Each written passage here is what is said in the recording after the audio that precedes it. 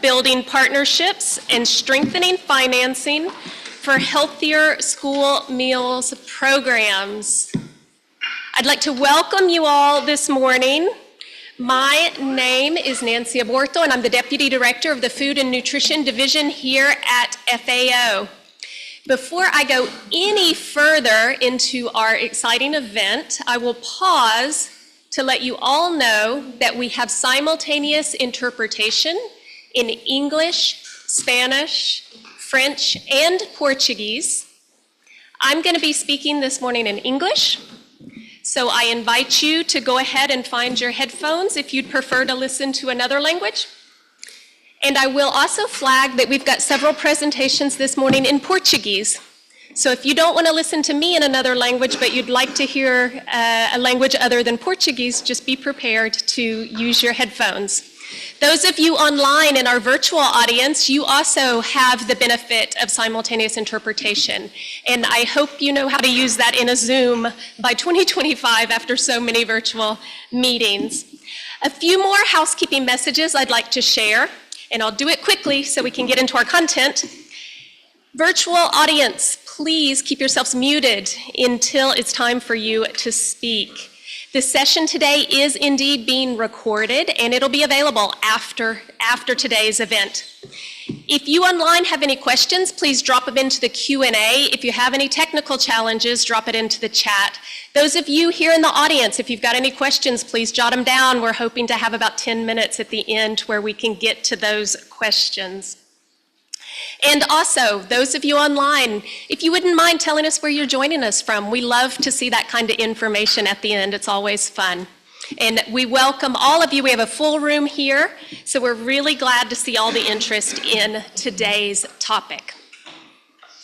Excellencies, distinguished guests, colleagues, against a global backdrop of persistent hunger, stagnant and even rising prevalence of various forms of malnutrition, and rising overweight and obesity, even in children, the importance of school meals programs as a key strategy for achieving SDG 2, zero hunger and malnutrition, especially, but not only in children, cannot be overstated.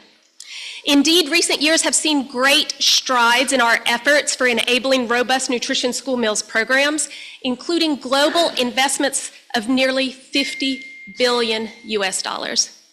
Yet, we must recognize that challenges persist.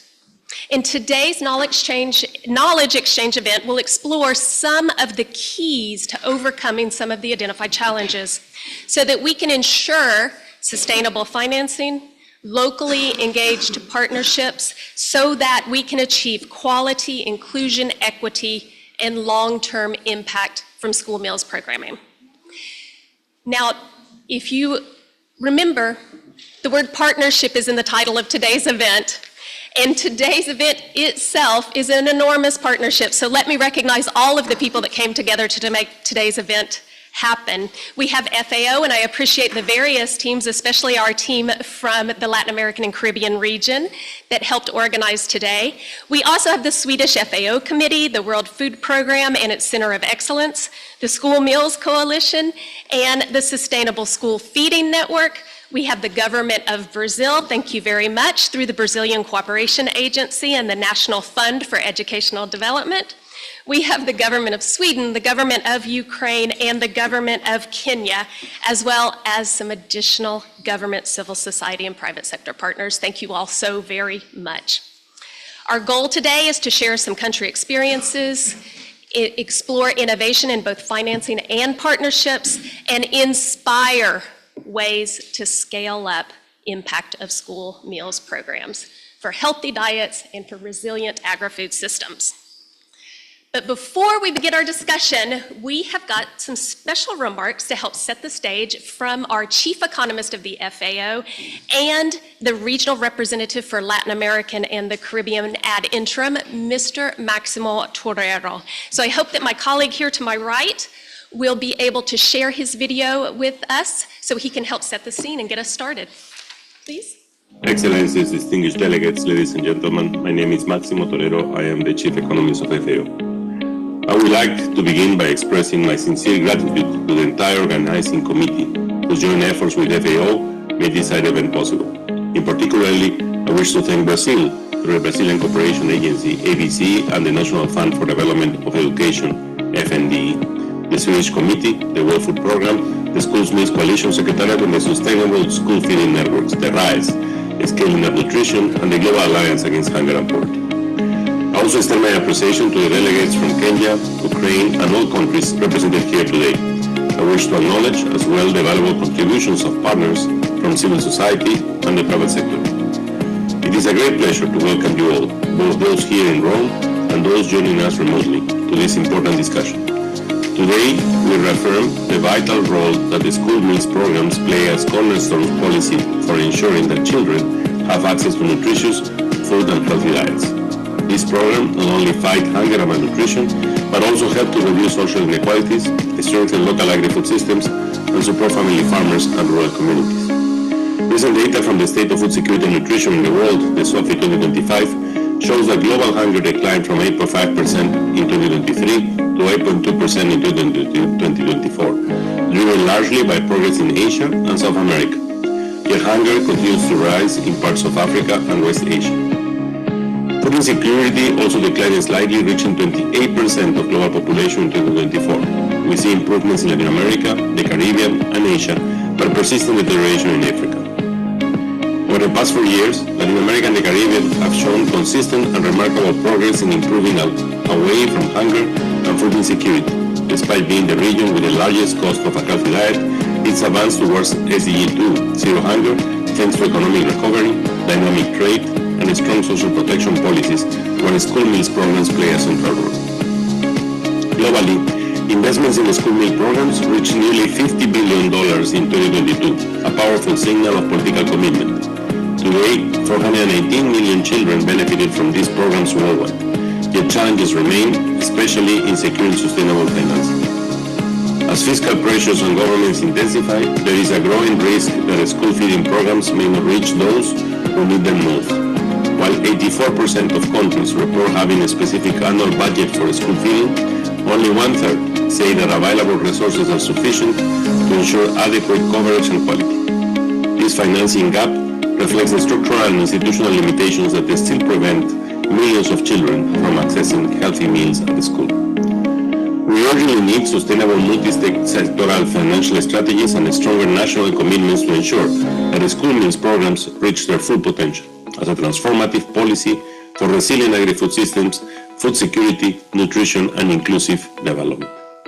FAO's School Food and Nutrition approach was designed precisely to support the realization of the right to adequate food in schools and strengthen the resilience of agri-food systems. It focuses on 4 mutually reinforcing areas. First, promoting healthy school food environments and nutritious meals. Second, integrating effective food and nutrition education in school curricula. Third, stimulating inclusive procurement and local value chains that link schools with family farmers. And fourth, creating enabling political, legal, financial, and institutional environments that sustain these efforts over time.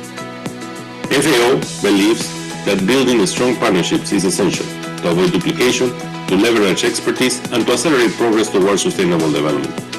In Latin America and the Caribbean, under the Brazil FAO International Cooperation Program, we established sustainable school feeding networks, the RISE, with the FAO serving as its executive secretariat. 18 countries are now part of this network, which supports national school meals efforts through multi-sectoral dialogue, policy development, financing strategies, and nutrition standards. At the same time, the CELAC Plan for Food Security and Nutrition and the Eradication of Hunger 2030 provides a regional roadmap developed by the Community of Latin American and Caribbean States. It sets out 4 pillars and 15 lines of action, among them the strengthening of school meals programs as a key tool to achieve food security by 2030. I am convinced that through cooperation and joint action, we can expand the reach and impact of these programs worldwide. That is why FAO has reaffirmed its commitment to the Global Alliance Against Hunger and Poverty, where school meals programs have been included in the policy basket as a proven and scalable measure. Through better coordination of funding, streamlining logistics, and stronger economic returns, we can multiply their impact. At FAO, we are proud to host the support mechanism of the Alliance, which will act as its operational arm to accelerate the progress towards SDG 1 and SDG 2, ending hunger and poverty. The goal of today's event is to facilitate policy dialogue, capacity building, and knowledge sharing, and good practices and successful experiences in financing and partnerships that enhance the nutritional impact of school meals. We are grateful to the Committee of World Food Security for providing a platform for this inclusive, multi-stakeholder dialogue. It is deeply connected to agri-food system transformation, to the progressive realization of the right to adequate food, and to the need for sustained public investments in the school meal programs. Together, let us continue building stronger partnerships, mobilizing innovative financing, and ensuring that every child, wherever they live, can learn, grow, and thrive with access to nutritious food at school. Thank you so much, and I really wish you a great day today. Thank you.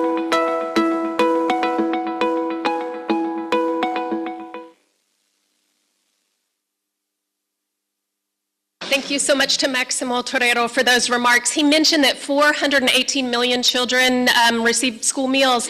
And I remember at the UN Food System Summit just a few years ago that number was below 400 million. I think it was 380 was our estimate at that time. So really some great strides, but I love that Maximo was not satisfied with that. He's convinced that we can do more and ensure no child is left behind. So let's learn about some of those examples of successes that can help us get there. And we've got some more opening remarks that are going to take us that direction of those successful examples. I'm pleased to introduce one of FAO's valued partners from the Brazilian Cooperation Agency, which has the best acronym in English ever, ABC. I'd like, before I introduce our speaker, I'd also like to acknowledge that Ms. Leda Gomez is here with us today. Leda, where are you? Ms. Leda? Oh, there you are, lovely. She's joining us today from Brazil's Ministry of Education. So Leda, I just wanted to acknowledge and recognize you and our audience today. But with that, let me turn back to our presenter, who is Ms. Paula Barbieri, who is a project analyst from the ABC. And she will deliver some opening remarks on behalf of the Trilateral South-South Cooperation of the ABC from Brazil. Thank you very much. Good morning, everyone. Bom dia. Eu vou falar em português, ok? Porque já temos a tradução disponível. Bom dia a todos e a todas. É uma satisfação para a Agência Brasileira de Cooperação, a ABC, do Ministério das Relações Exteriores, participar da abertura deste evento paralelo ao Comitê de Segurança Alimentar Mundial. Aproveito para transmitir as saudações do diretor da ABC, o embaixador Rui Pereira.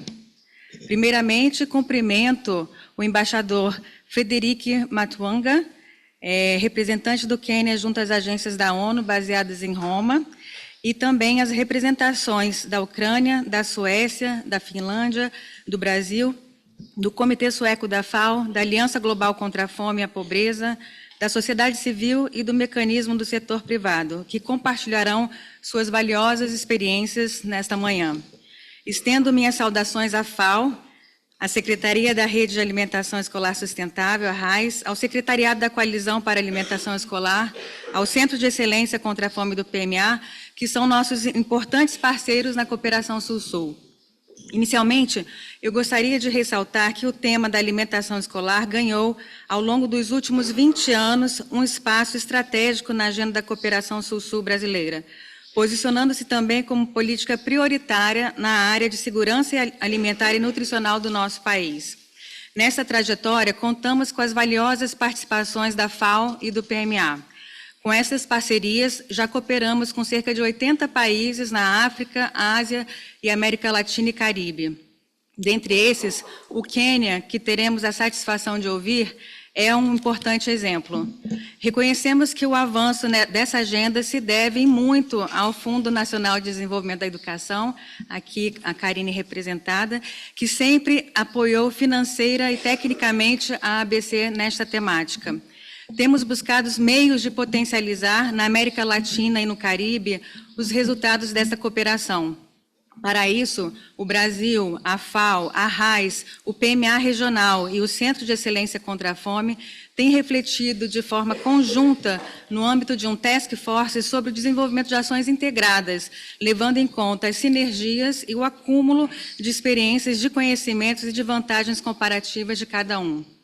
Ademais, o Brasil também tem orgulho de integrar outros importantes espaços regionais e multilaterais que discutem alimentação escolar. Refiro-me à Rede de Alimentação Escolar Sustentável na América Latina e Caribe, à Comunidade dos Países de Língua Portuguesa, ao Fundo Índia, Brasil e África do Sul de Combate à Fome e à Pobreza, Fundo IBAS, a Coalizão para a Alimentação Escolar, na condição de copresidente junto à França e à Finlândia, e a Aliança Global contra a Fome e a Pobreza. No mês passado, o Brasil, sob liderança do Ministério da Educação e do FNDE, em parceria com o Secretariado da Coalizão para a Alimentação Escolar, sediou a segunda cúpula global de alimentação escolar em Fortaleza, Ceará, expressando assim seu compromisso com o fortalecimento e a expansão de programas de alimentação escolar em nível global. Para finalizar, eu gostaria de assegurar de que os temas que serão abordados hoje neste evento, parcerias, financiamento e dietas saudáveis de programas de alimentação escolar, estão entre os mais demandados pelos países com os quais cooperamos. Portanto, agradeço a todas as instituições que contribuíram para a realização deste evento e desejo um rico intercâmbio de ideias nesta manhã. Muito obrigada.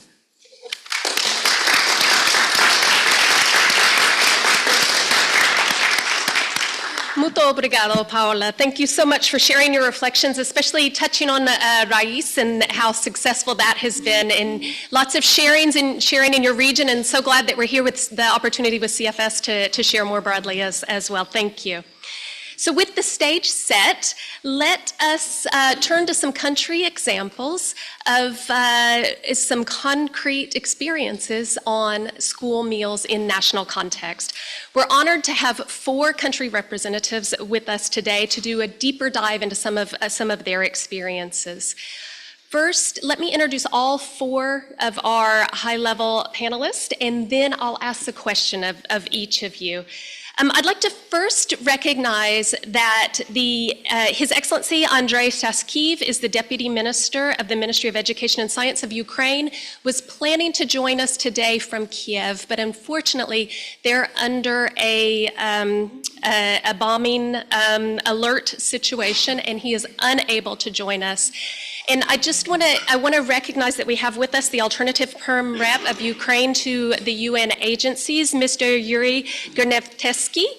And we're very pleased to have you here and appreciate the partnership with Ukraine and your continued efforts to fight for children receiving nutritious school meals in Ukraine when you're living under circumstances that would not even allow the Deputy Minister to join us this morning. So thank you.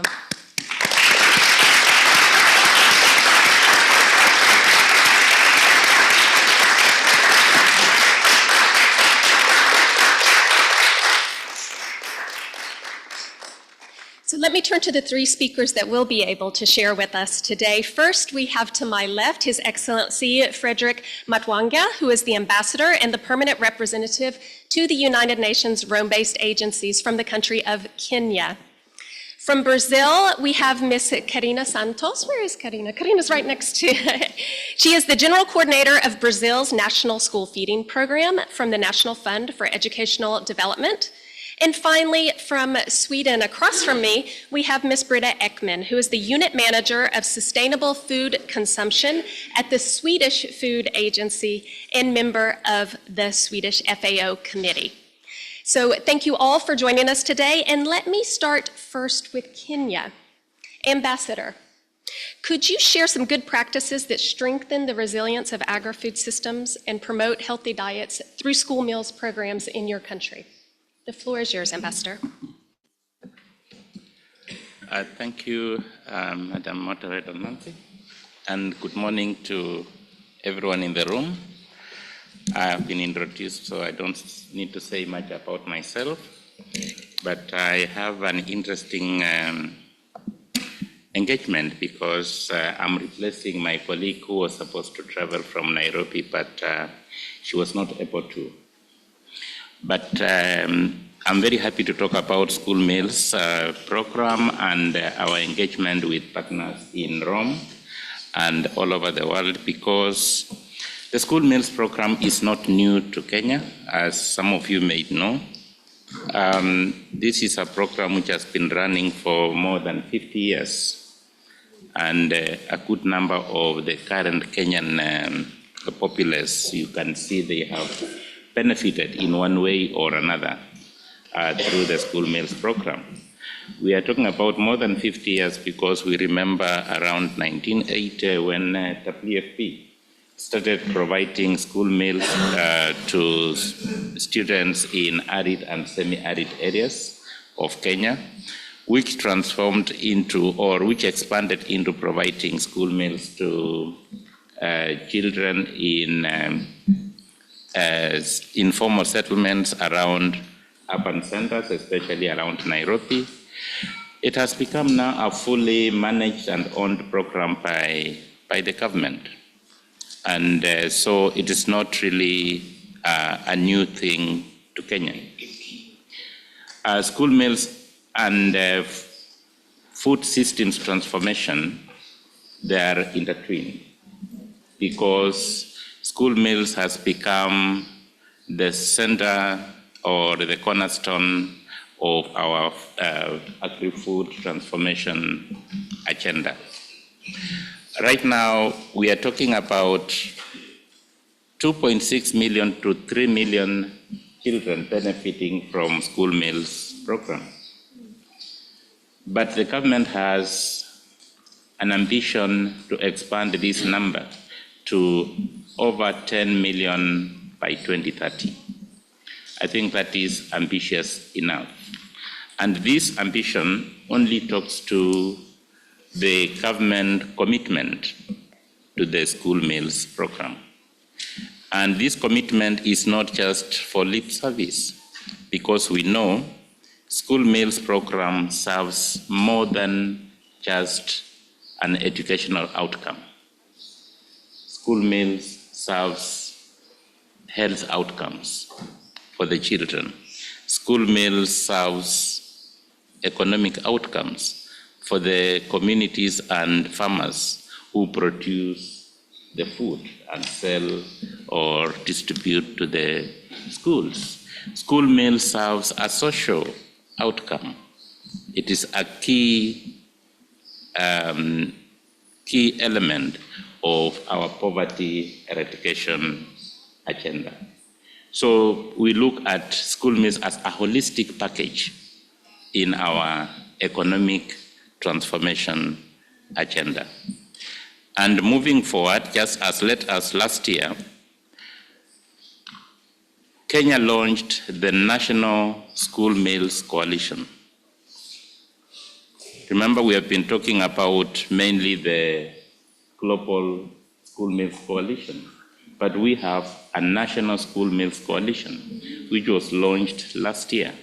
And this brings together the key actors and partners at national level, from the international partnership systems, to work together to deliver on our vision of expanding the school meals program from 2.6 to 10 million pupils by 2030. We believe school meals has the greatest potential to contribute to our economy, to improve the health of our children, to improve the agri-systems within our country. We have been going through what we call the agri-food systems dialogues. This is to identify how can we, in a faster, quicker, transformative way, improve our agri-food systems. And there are a number of pathways, key pillars we think can be very instrumental in helping to transform our agri-food systems. One, we are looking at how to get more young people involved in agriculture. Because if we are looking at sustainability of agri-food systems, we have to bring in young people who will carry the vision of the country for the longest. And by doing this, the government is making sure that young people are enticed to get into agri-food systems by providing them the necessary resources that can help them engage. We have the youth fund, we have the agribusiness funds, which help the youth who are keen to engage in agriculture.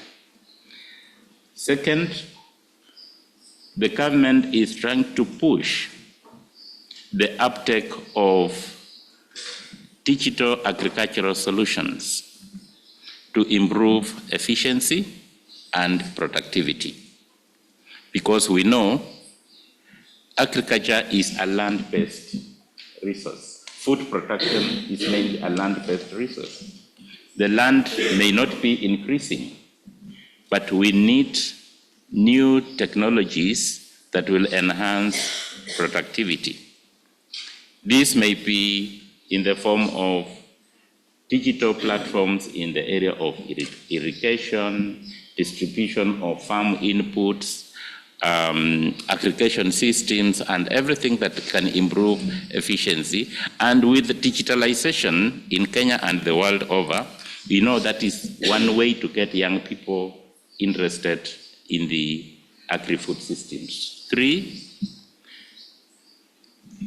another pathway is to ensure that we diversify the quality and the number of dietary food supplies we are putting on the table.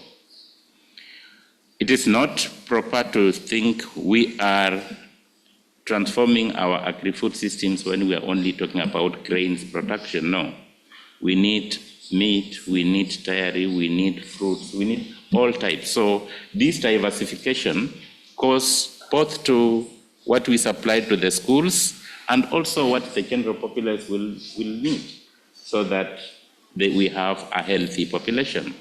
And the last pathway I would like to mention is the government is very keen in driving climate action. Climate action because we know climate change and related dynamics affect what we do in school meals, in agriculture, and in this case, we are looking at how we can build resilience amongst our people and amongst the ecosystems so that agri-food systems can thrive side by side the school meals program and transform our economy as we are looking forward to. The question I've been asked is to talk about some of the good practices that we have that can be of use or some other countries can look at. We have several activities that we are doing in our agri-food system, and in particular with relation to the school meals program that I think others can learn from. One, Kenya is piloting on what we call the aggregator model for school meals program. The aggregator model is whereby youth and particularly women, they are used to collect food produced in given communities for distribution to schools. The aggregator model mainly focuses on using youth and women, both in the aggregation process, but by collecting food from smallholder farmers, the food that later on gets to be distributed to schools. But you find that most of the food that is produced by the smallholder farmers is also produced by women and youth. This serves several benefits.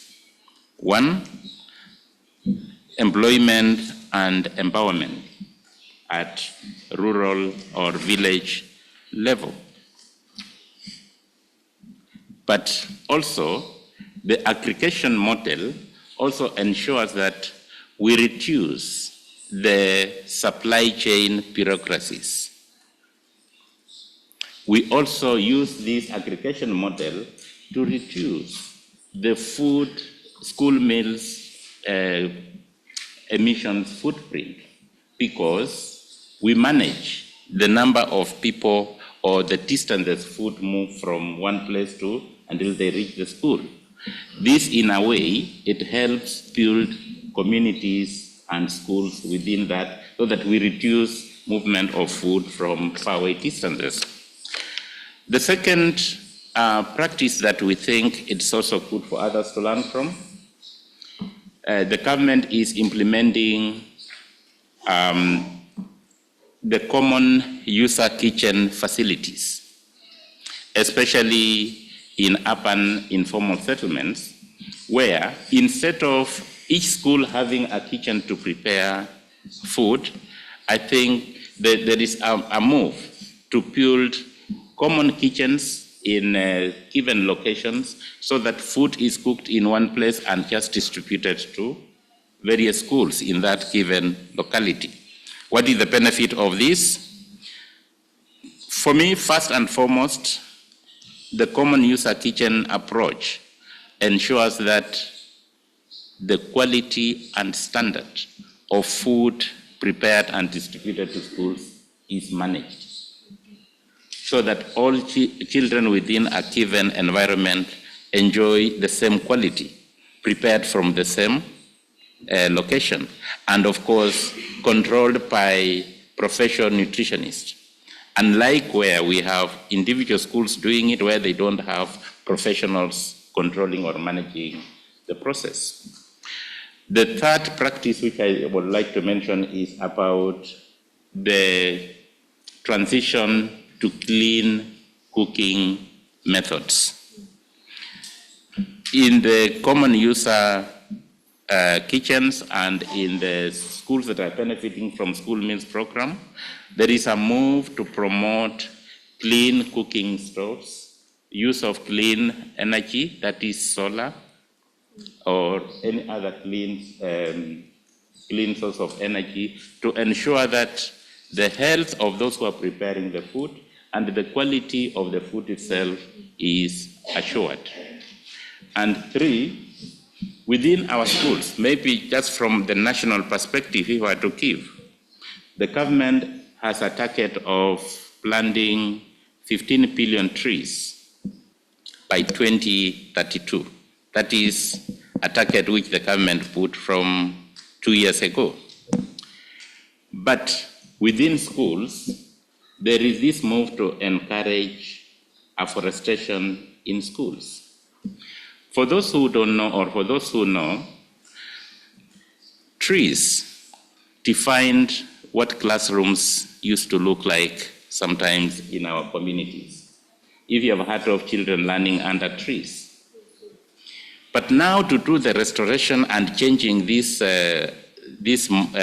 kind of environment, there is a move to enhance afforestation within our school learning environments, so that the schools don't become agents of deforestation, but become agents of afforestation.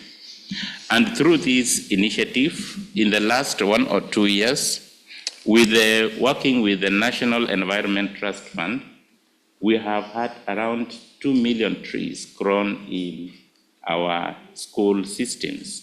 And most of these trees are fruit trees, not just normal trees. So that it is not just forestation, but it's also about food. And maybe lastly, among there are many I can mention, but lastly, the most transformative for me is the teaching of agriculture and food production in our schools. Because most of our schools, they have the land, but they have not been using the land very productively. So now the government has pushed the teaching of agriculture in schools so that students don't think that milk comes from the factories. They know that milk comes from the cows. They don't think that beans come from distribution vehicles or something. This is something which is grown from the ground. But also this process of educating children on agriculture and food production serves not only in school, but it also helps the households, because the knowledge that the children learn on food production and agriculture in school is transferred back to their homes. they become also involved in the food production system. But I would end there for the good practices, but I would like to mention just a few things that may be of interest to you. We have key priorities in our agri-food systems and school meals agenda.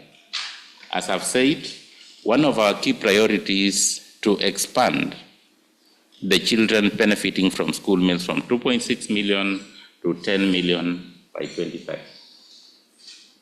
To achieve this, we also have a priority. We must look out for financing mechanisms to deliver on this big ambition of expanding. And that's why we are working with all partners through the Sustainable Financing Initiative, which I know most of you are involved, and all other partners to support us in this agenda. But more importantly, it is a government's commitment to work with all partners to contribute to our National School Meal Coalition program to make sure that the students, the economy, the schools, and the communities work together to this noble cause. I thank you. Thank you so much, Ambassador.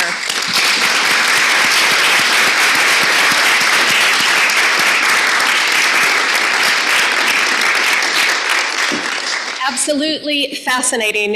Indeed, I know that we have lots we can learn from Kenya, and I also really appreciate moving from limited programs back in 1980 to reaching almost 3 million children today. But like Maximo said, we're not satisfied with 418 million. Kenya is not satisfied with only reaching 3 million, so we appreciate that continued ambition. So let me turn it to Brazil.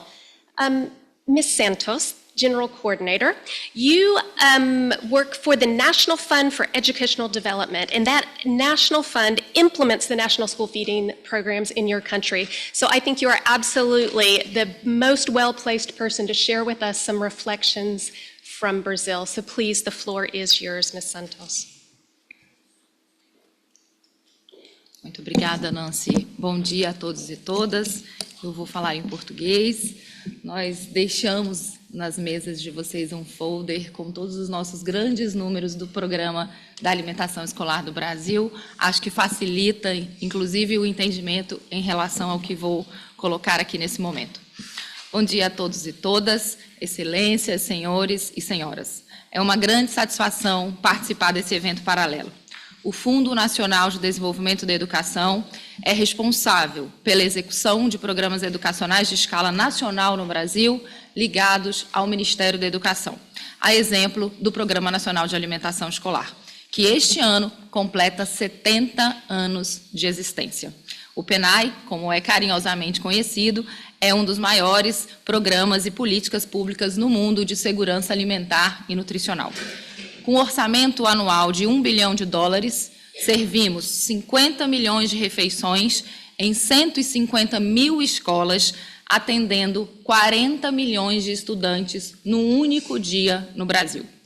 Ao longo das décadas, o programa ganhou escala, incluiu milhares de agricultores familiares, nutricionistas e fortaleceu o papel de mulheres. Promoveu ações de educação alimentar e nutricional, envolveu diferentes comunidades e atua hoje em todo o território, com dimensões continentais. Como podem ver, isso não é uma tarefa simples. Isso só é possível porque atuamos em regime de colaboração entre o governo central, estados e municípios, que são os responsáveis pela gestão do programa no nível local. Os recursos do programa são repassados pelo governo central aos governos locais, exclusivamente para aquisição de gêneros alimentícios.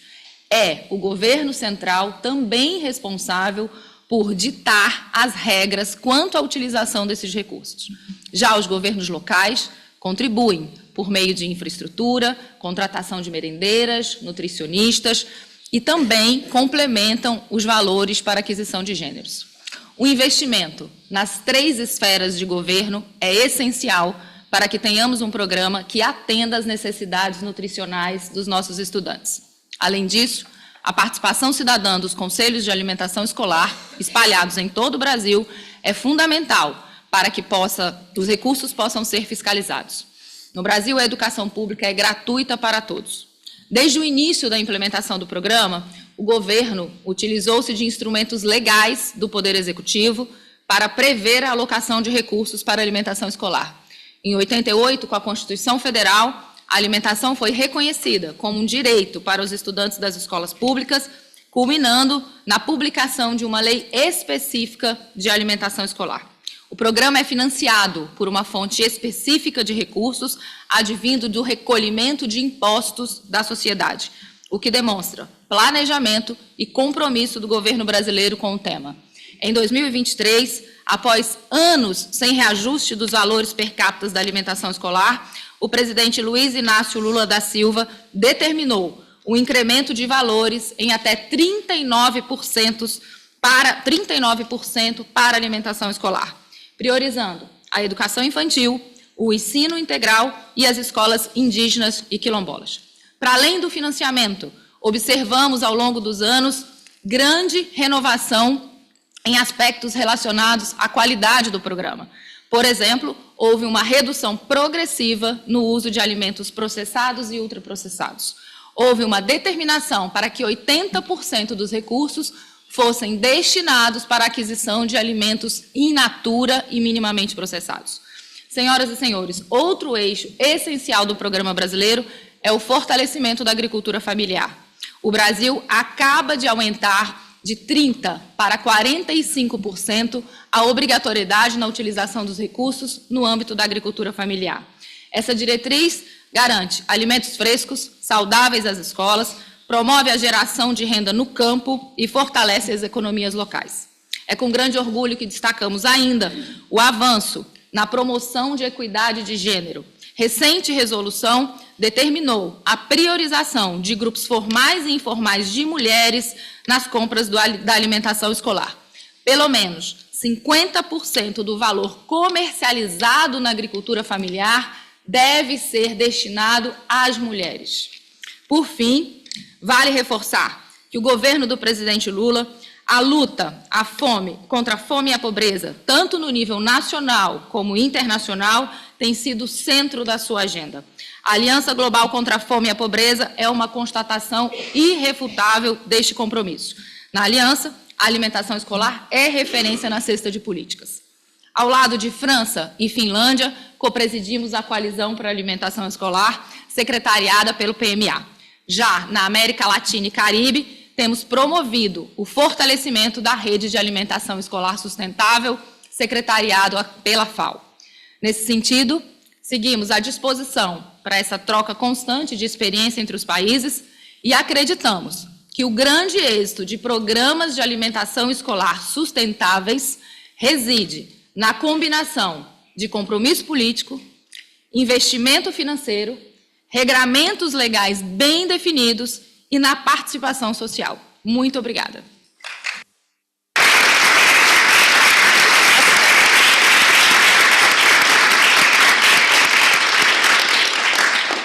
Excellent, loud and clear, that commitment from the Brazilian government and what it takes to make that commitment a reality. Appreciate that very much. Now let's turn to Sweden.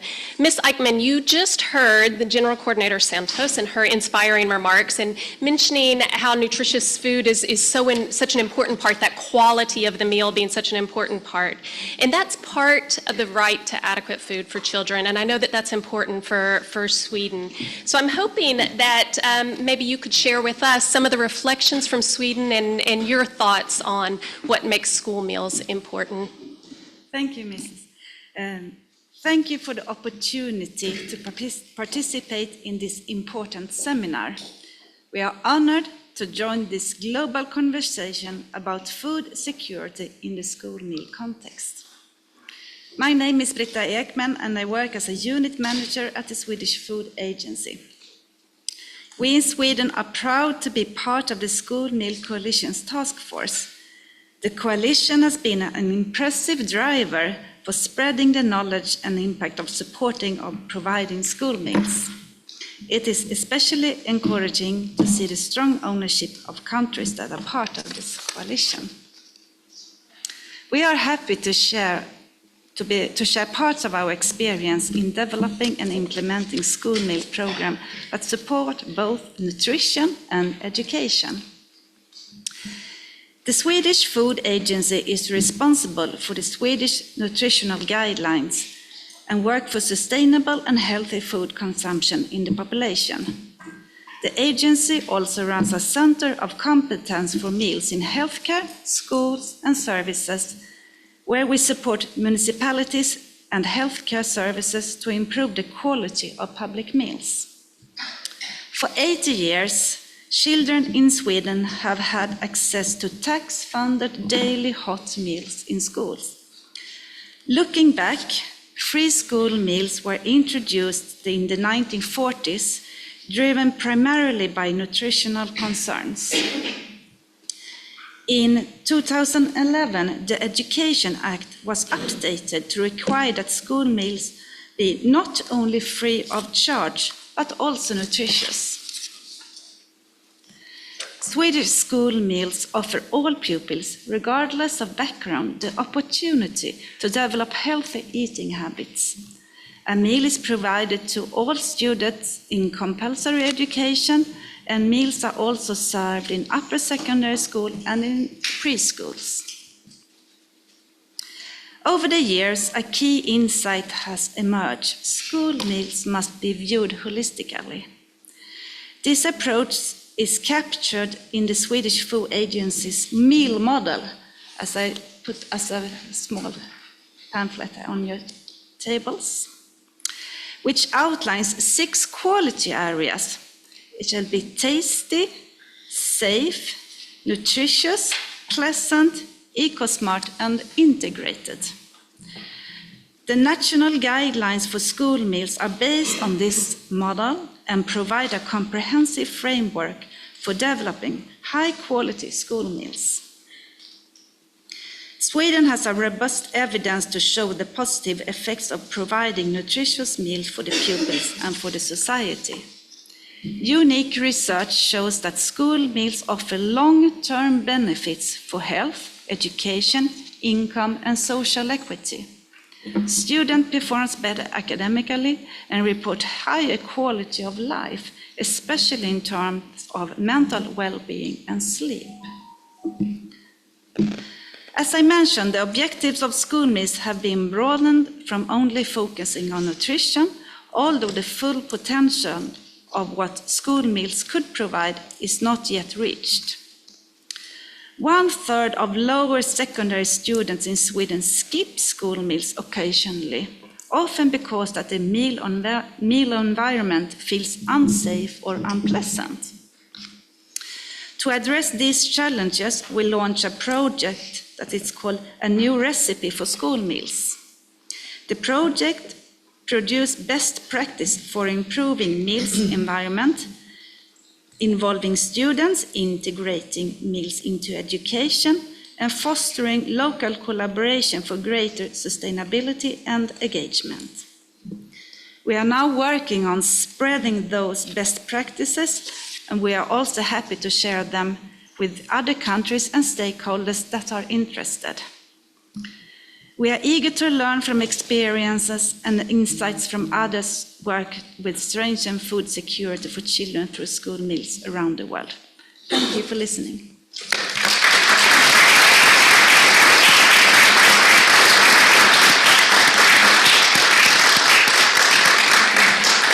Thank you so much, Ms. Eichmann. And one thing I noticed from all 3 of the presentations we heard was that holistic aspect of school meals and linking to smallholders and focusing on economic development as well as that nutritious food. And I heard that as well, and how important that holistic approach is. And that really is something that reflects FAO's approach to supporting our member states with a viable, healthy school meals program. So appreciate that very much. Now, another thing I took note of from all of our speakers was the importance of government leadership, but also partnership. Therefore, I'm going to quickly pivot us to our second panel where we're going to hear from some really fundamental partners, global initiatives, and multi-stakeholder actors that are absolutely critical for making school meals successful. Let me introduce each of them real quickly, and then I will give each speaker the floor for about 3 minutes to share their reflections. Mr. Federico Spano, who's right across from me, is representing the Secretariat of the Global Alliance Against Hunger and Poverty. Welcome. We have Ms. Maria Tedese, who is the Head of Business Development at We Affect, which is a civil society organization that we will hear more about in just a moment. And next to Maria, we have Ms. Katarina Eriksson, who is Food for Development Director at Tetra Pak, and she's also representing the private sector mechanism of the CFS. So we're going to go right down the line here, and I'd like to hear from each of you. How does your organization or your initiative, Federico, contribute to building partnerships and strengthening financing for healthier school meals programs? Federico, jump right in. Thank you very much, Nancy, and thanks for inviting me today. I recently joined the support mechanism of the Alliance, who's also here in FAO. So I won't be able to represent the entirety of Alliance, which is composed by 200 members, but I'm happy to share a little bit what we're up to these days on this. So as you probably know, school meals is one of the 6 sprints of the Alliance, which are basically commitments by its own members, which are about cash transfer, social economic inclusion, maternal and early childhood care, smallholder family farming support, and water access solution, plus school meals. So just to say that school meals at the center of what we do, what we are intended to do. The commitments around school meals is around doubling school meals coverage in the hardest hit countries by 2030, reaching 150 children in low and lower middle income countries. Now, on top of this, school meals is also one of the key elements of the policy basket, which is basically the core business of the Alliance. The policy basket is a recollection of a menu, let's say, of rigorously evaluated policy instruments and programs which can be adapted to specific countries. As of today, we have 51 policy instruments divided in 7 categories.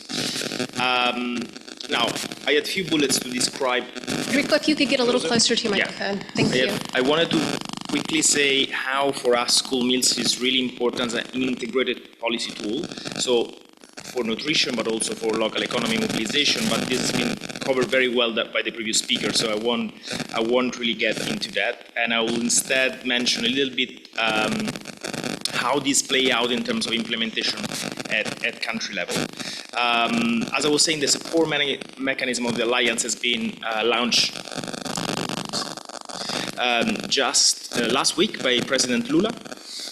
But in the meanwhile, the Alliance members, they have already started implementation through a system that is called Fast Track, where a number of countries have been identified as priorities.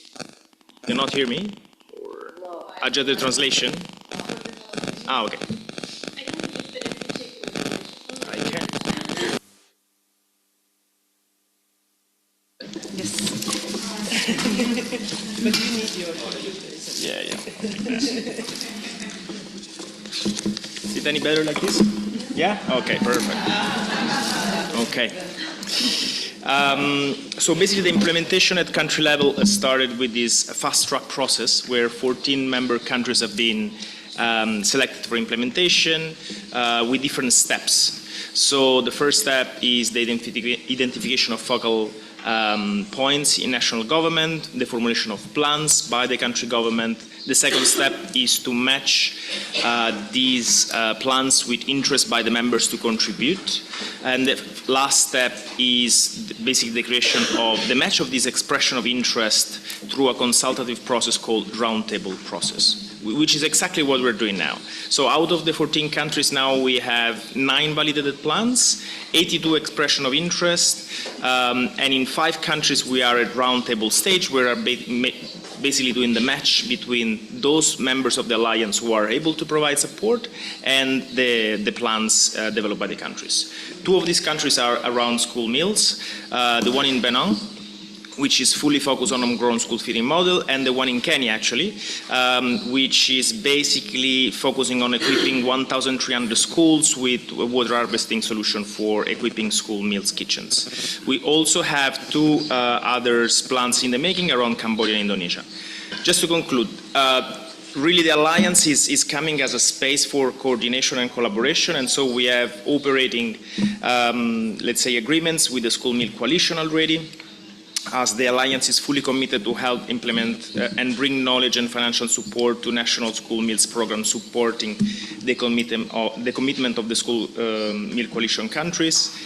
The support mechanism also has a working understanding with the School Meal Accelerator stakeholders, which will hopefully be launched early next year. And also we have the Sustainable School Feeding Network, which is member of the Alliance, and so at full capacity to operate by influencing the agenda of the Alliance itself, and also channel their operation through the Alliance country mechanism. So just to conclude, the Alliance does not come as an additional coordination body in this space, but rather a solution to channel joint operational country support and in order to address hunger and poverty. Thank you, Federico.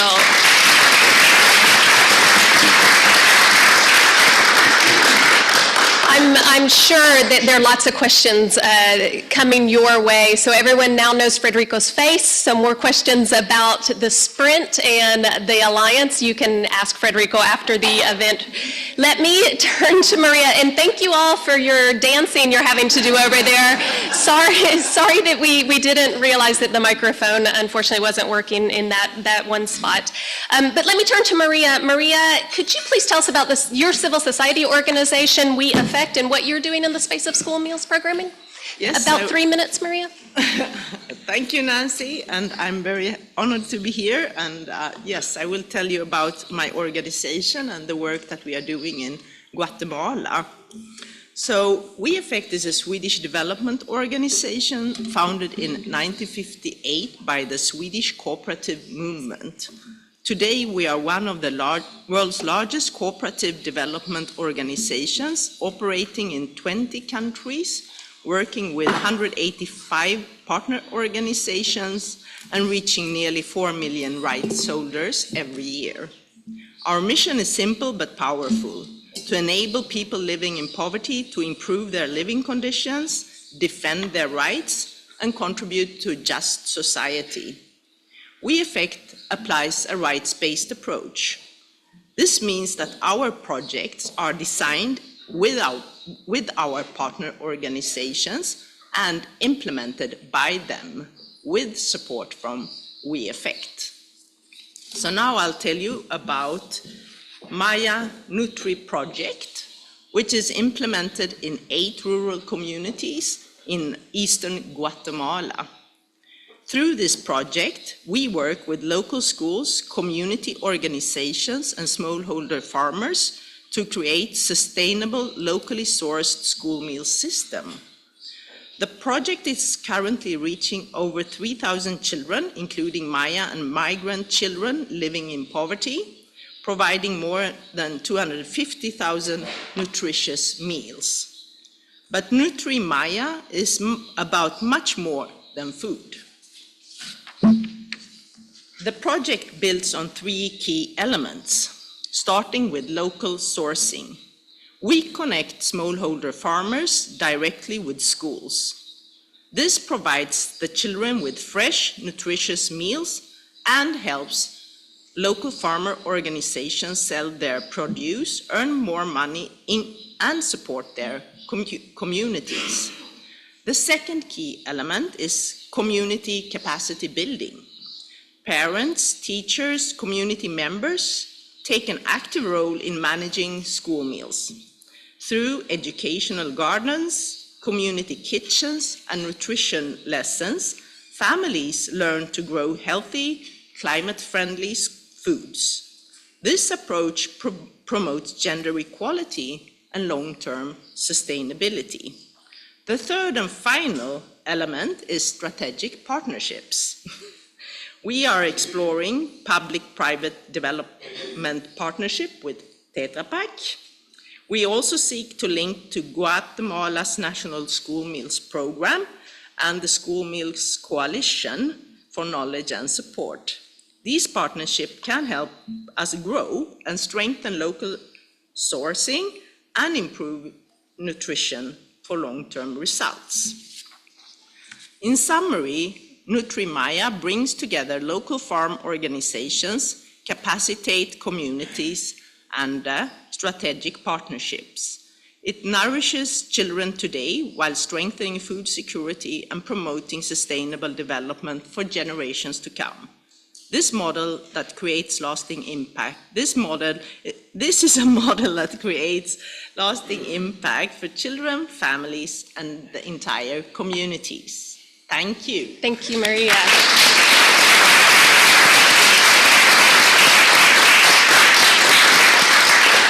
Wonderful glimpse into the work of your NGO and that transnational support, those partnerships even across borders. Wonderful to hear that. And a partnership that she mentioned was with Tetra Pak.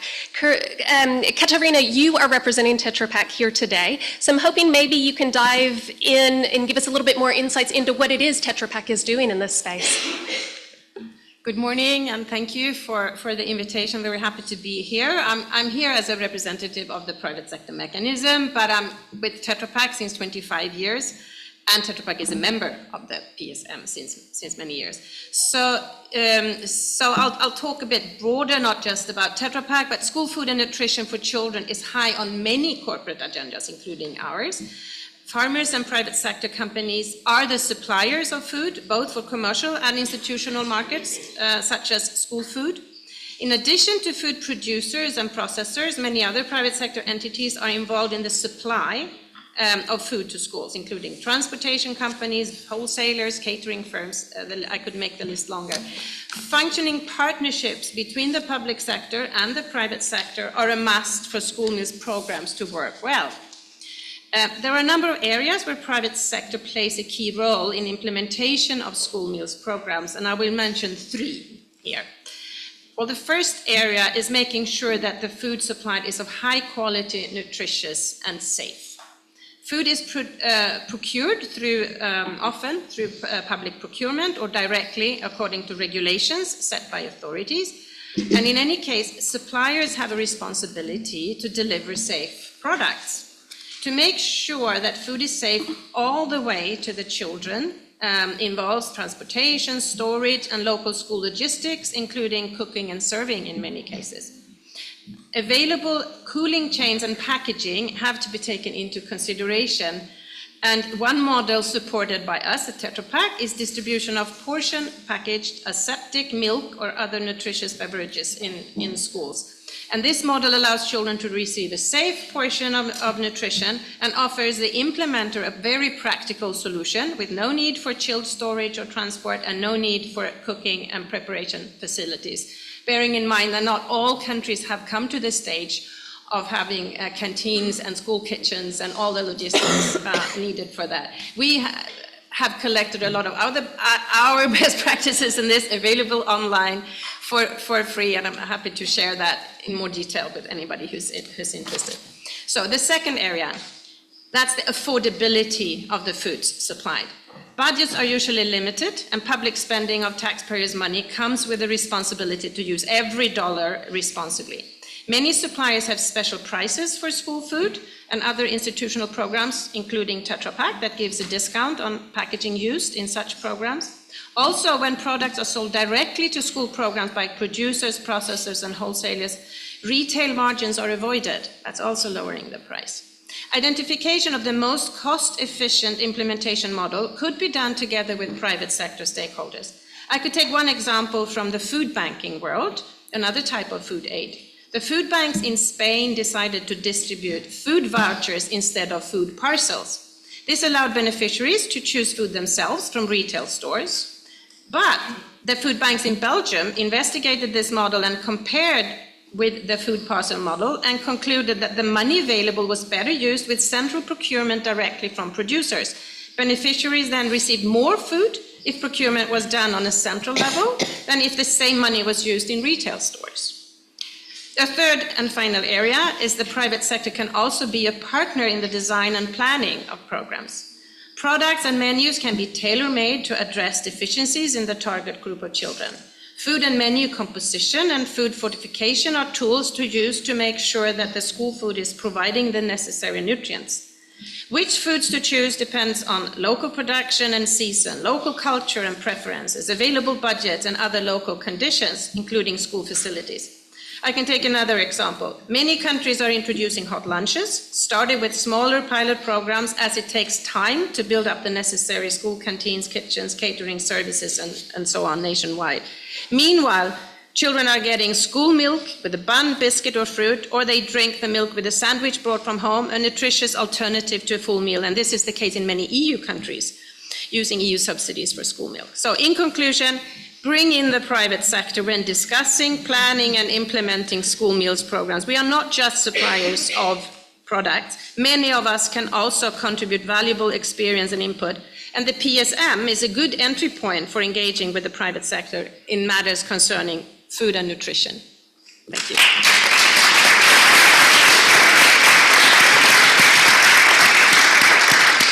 Thank you for that and that invitation to bring private sector in, but also appreciating that you giving us a few examples of what the private sector can do, because I think people like me working in the public space, we don't always recognize those opportunities. So hearing a little bit from you is really enriching in ways of opening doors for opportunity.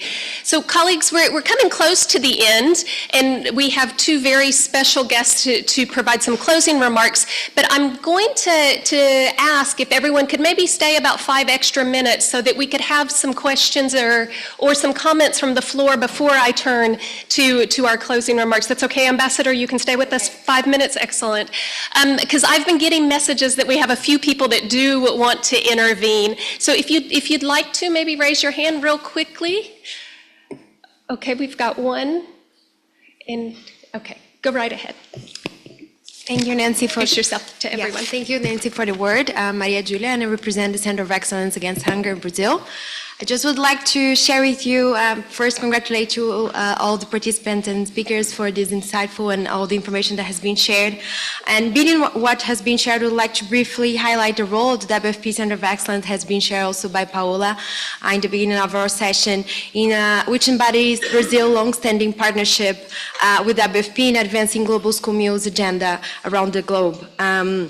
So over the past 13 years, the center works closely with the support of ABC and FNDE that are here today with us, and have cooperated with more than 70 countries across Africa, as also the material provided to you shows, through South-South cooperation. And our focus has been on supporting governments to design, improve, and expand nationally owned school feeding programs that are linked to local food systems, nutrition, and climate resilience. This approach really provides successful Brazilian practices and from other countries of the Global South, facilitating mutual learning and innovation, and providing the result of increasing investments, strengthened regulatory frameworks, and establishing new mechanisms for school meals. Lastly, I would like to bring some examples that we're currently supporting countries such as Malawi, Togo, Kenya, that's here with us, Senegal, and Benin to advance national strategies and frameworks.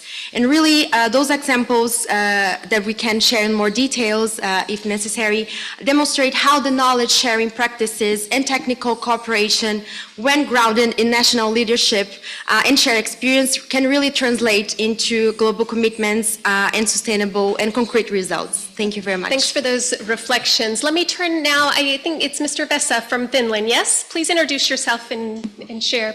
Good morning. Thank you very much for the country examples and presentations. I'm pleased to be with you here. My name is Vesa Karkka. I work as an advisor in the Development Policy Department of the Ministry of Foreign Affairs of Finland.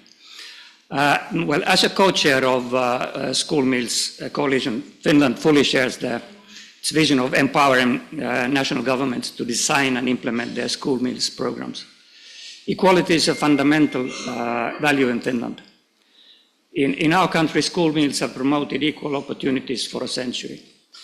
Equal access to education and free school meals have played an important part in strengthening economic growth and transforming Finland into a wealthy, knowledge-based society. We have funded school meal programs through the World Food Programme, including support for the Secretariat by a total of 12.9 million euros in 2023 to 2025.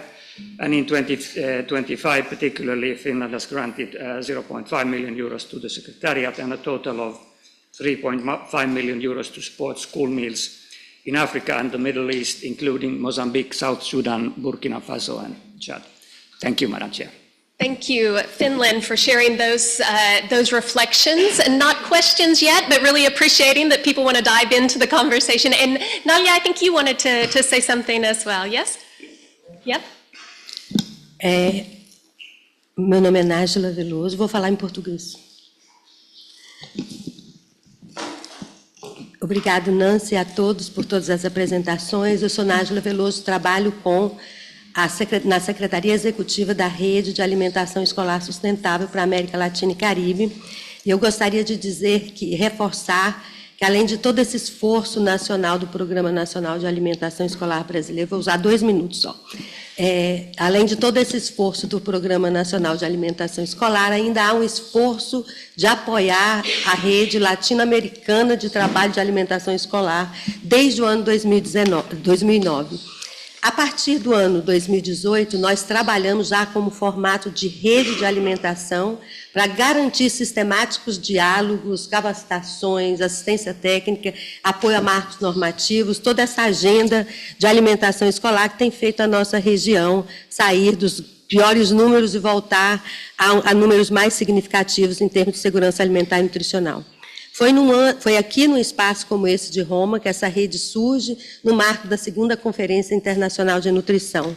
E hoje nós contamos efetivamente com um trabalho sistemático e aproximado de 18 países da América Latina e Caribe, alguns deles aqui, inclusive República Dominicana, por exemplo, Cuba e outros, com os quais nós temos a honra de desenvolver ações sistemáticas, de maneira que, a partir desse apoio, desse diálogo, desse intercâmbio que nós oferecemos, nós estamos construindo, este ano, uma agenda regional de alimentação escolar, definindo as prioridades e as ações que nós vamos executar no marco dessa rede e nessa região, com a intenção de fortalecer as ações da Coalizão de Alimentação Escolar, que também é presidida pelo Brasil, além da Aliança Global contra a Fome e a Pobreza, como parte membro, como bem mencionou o Federico, como membro dela que somos. O que eu gostaria de deixar registrado aqui é o nosso prazer em participar de agendas como essa, que nos colocam como parte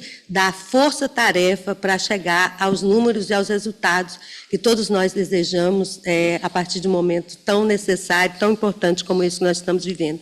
E assim eu deixo a Rede de Alimentação Escolar Sustentável à disposição de diálogos com os países da nossa região. Obrigada, Nancy. Thank you. Obrigado. Is there anyone else? We're really up against our time. I think, though, Ms. Leda, you wanted to say something. Can I give you just 1 minute? Excelentíssimos delegados, senhoras e senhores, bom dia. É uma honra representar o Ministério da Educação do Brasil neste 53º Comitê de Segurança Alimentar da FAO. Trago a saudação do governo brasileiro e o compromisso renovado do nosso país com o direito humano à alimentação adequada, pilar essencial para o desenvolvimento sustentável, dignidade de todos os povos e para a democracia. O Brasil tem uma trajetória consolidada na integração entre educação e segurança alimentar, especialmente por meio do Programa Nacional de Alimentação Escolar, o PNAE, também falado aqui pela Karine. Esse programa, que atende diariamente mais de 40 milhões de estudantes, assegura refeições nutritivas e equilibradas, promovendo assim hábitos alimentares saudáveis e valorizando a agricultura familiar. Essa política demonstra que investir na alimentação escolar é investir no aprendizado, na saúde e na equidade social. O Brasil reafirma neste fórum sua disposição em fortalecer a cooperação internacional. Desejamos ampliar o intercâmbio de experiência com outros países do sul global, fomentar redes de pesquisa e inovação em alimentação escolar e contribuir para estratégias globais de combate à fome e à má nutrição. Estamos certos de que, com políticas públicas sustentáveis, comprometimento e investimento financeiro, a escola pode continuar sendo um espaço de transformação e proteção social. Muito obrigada pela oportunidade. Thank you.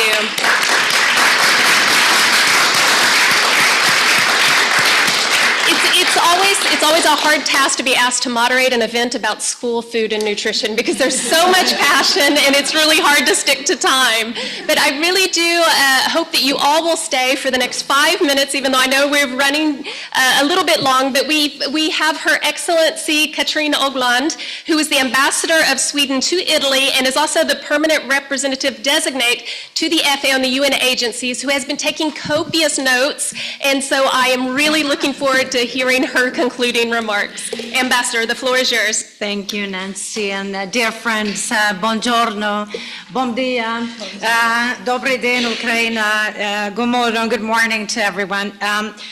This actually marks my first appearance at the Committee on World Food Security, and what a first. Thank you, everyone. It's been a remarkable morning, and I leave here truly impressed and encouraged by the very thoughtful and indeed thought-provoking interventions shared by many of you. And the message couldn't be clearer. Investing in school meals program pays off. This week, the CFS has reviewed the state of food security and nutrition in the world. While we see some improvements, quite a few actually, hunger and malnutrition remain alarmingly high in many parts of the globe. And against that backdrop, it's important to highlight areas in which progress is being made, continuously being made, and effective solutions that actually work. And school meals programs do. Bravo. And as has been pointed out today, school meals are not just about feeding children. It's a proven, powerful, persuasive tool that often have a positive knock-on effects on society and the world at large. And to me, it seems to be all about dignity and empowerment.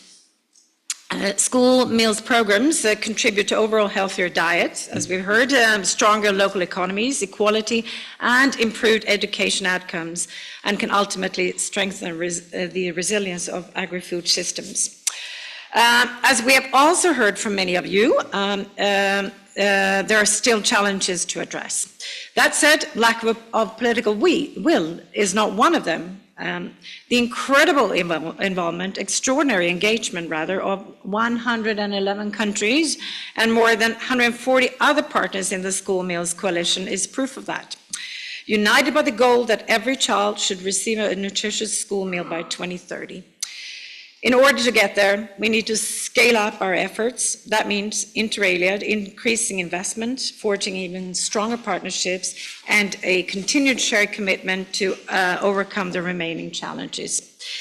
I hope that today's exchange of knowledge, I know that today's exchange of knowledge and experience will provide us all with impetus and inspiration to stand up to the test.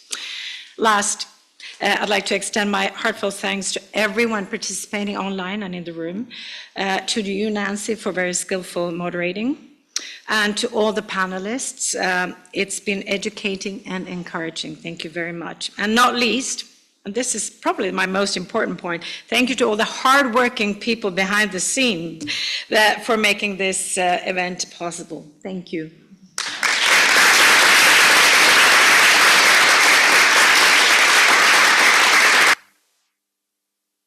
Thank you. And throughout the day, we've heard many references to the School Meals Coalition. So I would like to turn the microphone over to Ms. Maria Jose Rojas, who is the head of the School Meals Coalition Secretariat at the World Food Program, to give us her final remarks.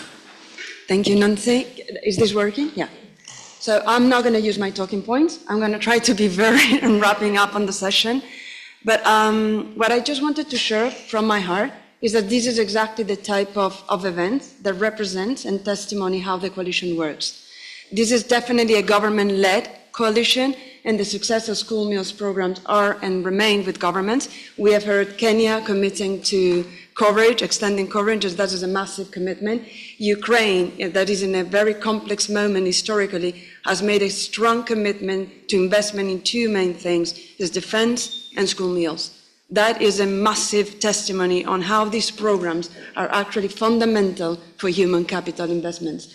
Brazil is leading by example in terms of quality, implementation, support. It's coming to this meeting with several networks and institutions, RISE, ABC, Global Alliance. They're all groups that are working as partners supporting the government. Not last but least, Sweden, and again, part of the task force, you have strong commitments, especially on the quality of the programs, and you're driving all of that agenda together with the Nordic countries, not to mention Finland. Thank you for your intervention. Also as a co-chair of the coalition, they're really driving and demonstrating that government are on the top of this. I am pleased to see civil society and all of the partners, including the World Food Programme, that is supporting the success of the coalition. This is exactly the way this network exponentially is trying to pull together the agenda and moving it forward. The WFP, of course, is honored to host the Secretariat of the Coalition. Clearly has proven in more than 60 years its ability to implement and its leadership to implement these programs. We are providing operational and technical assistance. In the last year, the WFP has reached more than 100 million children in 71 countries. So keep proving how homegrown school feeding are a mechanism that helps and support not only, as you correctly were saying, feeding children, but we're talking about a multi-sectorial agenda. So we are impacting education, climate, health, nutrition. There's all the set and local economies. Last but not least, and because this meeting was also meant to see how are we investing through financial mechanisms, I would like to remind us all that one of the initiatives of the coalition is called the Sustainable Financing Initiative. It's meant to work with countries to identify financial mechanisms, so no money, but financial mechanisms in country where they can rely on, being reducing fiscal space, being taxes mechanism, debt swaps. What are the fiscal space strategies that actually can be put in place? So with that note, I want to thank you all for your passion, your commitment. You're totally right, Nancy. This argument could go over and over again. And I am so pleased and fascinated to see how the coalition is actually bringing all of you together. Thank you so much, Nancy. Thank you.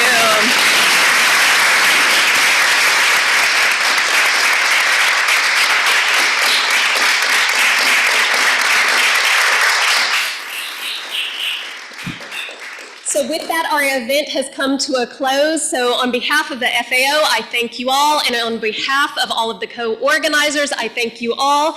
And I really could not have started the day better. So it's been a great event. I appreciate it very much. You can hang out in the hallway as long as you like. Some people have about 3 minutes to run to plenary. So sorry it ran over, but appreciate the energy.